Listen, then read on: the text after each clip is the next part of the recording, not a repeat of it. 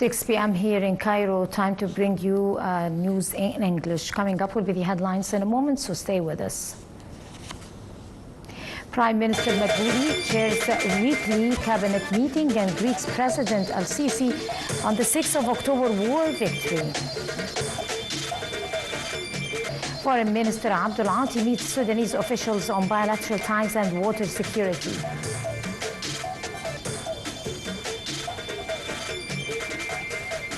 And world rebukes flotilla attack as over 30 martyred in fresh Israeli occupation strikes in Gaza.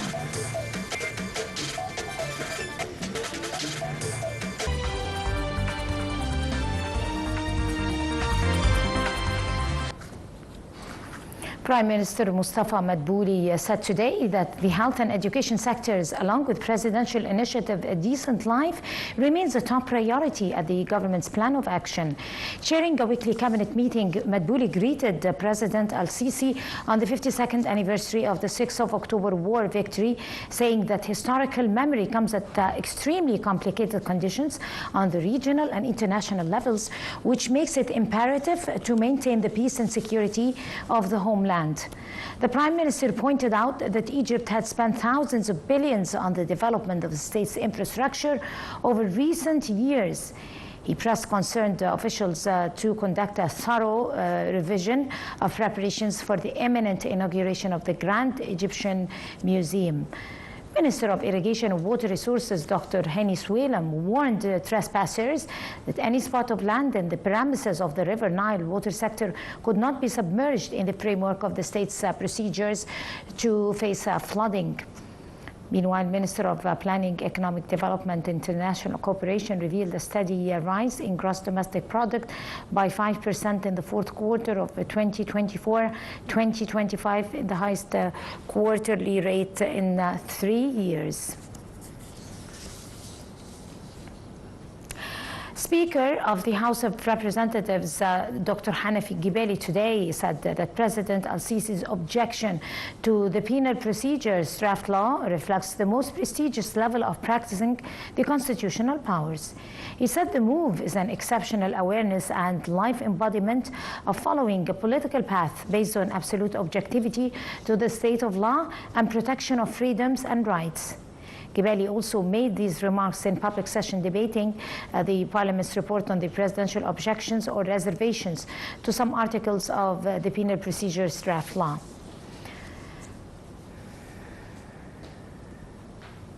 And a decree by President Abdel Fattah al-Sisi, the Senate Speaker Abdul Wahab Abdul Razik, today inaugurated the 6th regular convention of the last legislative term of the year 2025.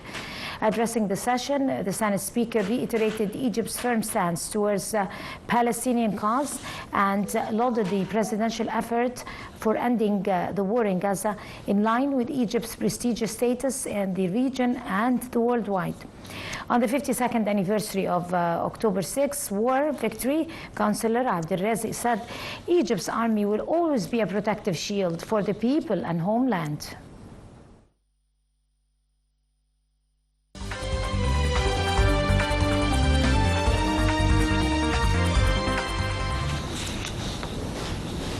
Minister of Foreign Affairs Badr Abdul Ati today headed for France in support for former Minister of Tourism Khalid Al-Anani's bid as Director General of the United Nations Educational, Scientific and Cultural Organization, the UNESCO.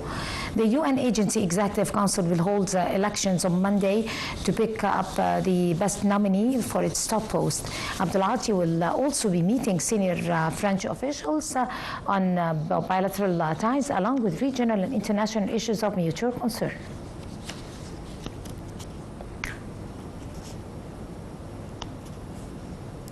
Also, Minister of Foreign Affairs Badr Abdul Ati today highlighted Egypt's active engagement in regional and international efforts aiming at striking a ceasefire in Sudan and put an end to the humanitarian suffering of the people.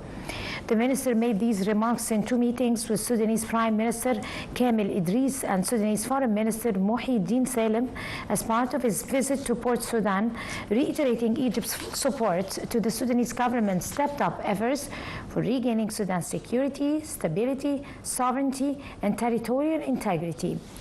On the war, the security file, the two downstream countries affirmed that they stand united and committed to the international law governing water in Eastern Nile Basin region and completely reject any unilateral action pertaining to the Nile River water.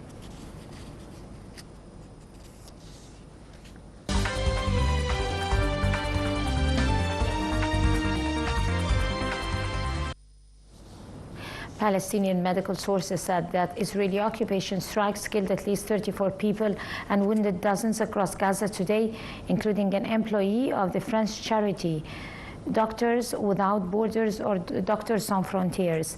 The sources said that several air raids targeted camps sheltering displaced Palestinians in Deir el-Balah camp in Bruges in central Gaza Strip and in Mawasi area of Khan Yunus. The Israeli occupation also continued heavy shelling in southern and eastern neighborhoods in the Gaza city, coinciding with airstrikes on al-Basra neighborhood and Shuja'iyya, south and east of the city. The nearly 2-year genocide war in Gaza has so far claimed 66,225 Palestinian martyrs, mostly women and children, with famine declared in some areas.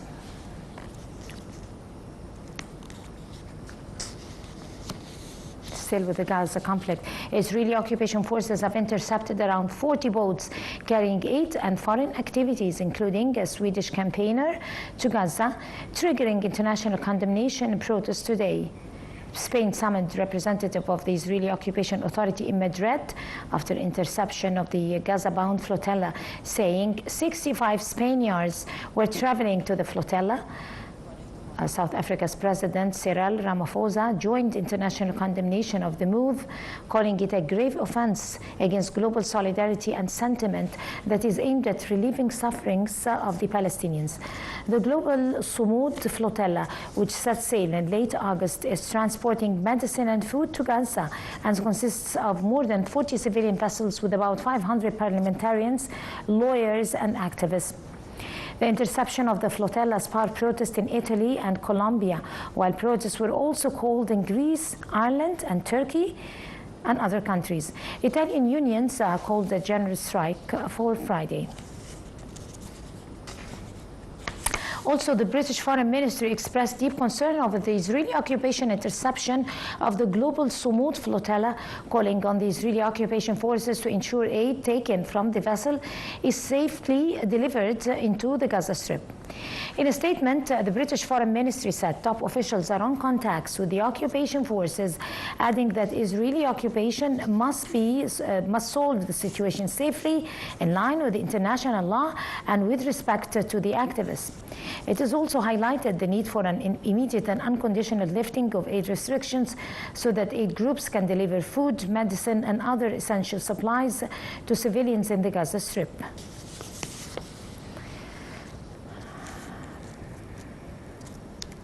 Lebanese official media said today that 2 people were killed in the Israeli occupation strikes that targeted vehicles in southern the country. The Israeli occupation forces had been carrying out near daily strikes on Lebanon, usually claiming it's targeting Hezbollah operatives or sites, despite November truce aimed at ending over a year of hostilities. Earlier, Lebanon's health ministry reported that 1 person was killed in Israeli occupation strike in eastern Bekaa Valley.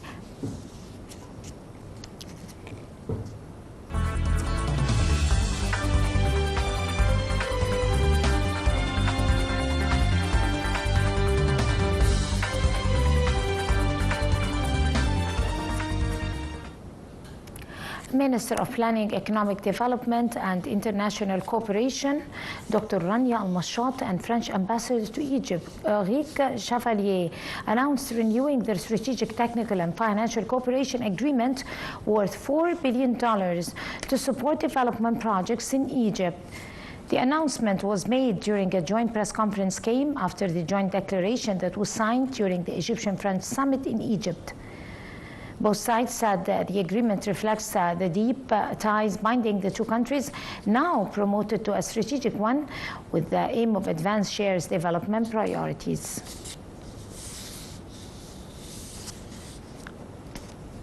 And Minister of Petroleum and Mineral Resources Karim Badawi, he reviewed the Fujairah ruler and member of the Supreme Council of the United Arab Fujairah ruler and the Supreme Commander of Council on the United Arab Emirates, Sheikh Hamad bin Mohammed al-Sharji, means to develop and strengthen bilateral ties in gas and energy fields to serve mutual interests of both countries. During his visit to the Fujairah, Minister Karim Badawi stressed that Egypt's political leadership has keen interest to enhance cooperation with the UAE and to open new partnership horizons in the oil and gas fields. On the sidelines of the visit, both sides signed an energy partnership and investment exchange agreement, highly appreciating the strong and deep strategic partnership binding Egypt and the UAE. And moving on to the economic news, Egypt's bourse closed higher today amid purchases by local and foreign corporations and investment funds investors against sell-offs by Arab corporations and local investors.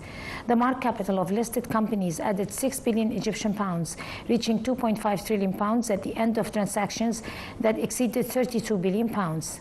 The benchmark index EGX 30 rose 0.36% above the 36,900 point mark.